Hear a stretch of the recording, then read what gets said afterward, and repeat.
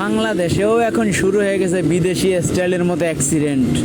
একটা গাড়ির সামনে অ্যাক্সিডেন্ট করলে পিছন দিয়ে তার সারি বেঁধে একটার পিছে একটা কিভাবে দেখেন একবারে বিদেশি স্টাইলে মেরে দিল।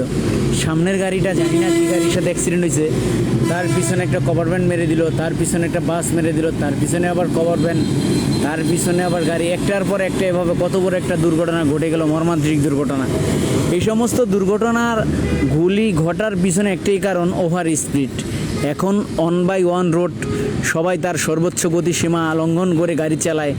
একটা গাড়ি হঠাৎ করে ব্রেক করে ফেললে পিছে ও নিয়ন্ত্রণ করতে পারবে কি না তার ভাবনা নেই। টপ গিয়ার লাগায় যতটুকু আছে ততটুকু অ্যাক্সিলারেটর চিপে ধরে।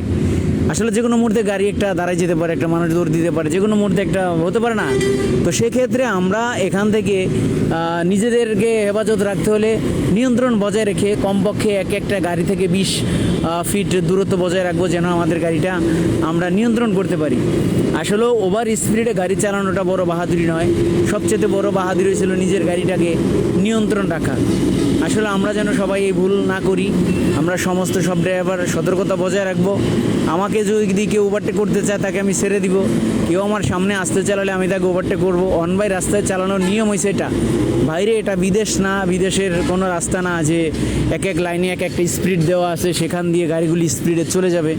এটা বাংলাদেশ, আমরা বিদেশি স্টাইলে গাড়ি না চালাতে যাই, এভাবে দুর্ঘটনার সম্মুখীন না হই। আমরা নিজের সতর্কতা বজায় রাখি, আমরা ভালো থাকি, কোম্পানির গাড়িটি ভালো থাকুক, প্লাস আমাদের জীবন ভালো থাকুক। একটি দুর্ঘটনা সারা জীবনের কান্না, আর আপনি যদি কিছু হয়ে যায় আপনার ফ্যামিলি সারা জীবন কাঁদবে।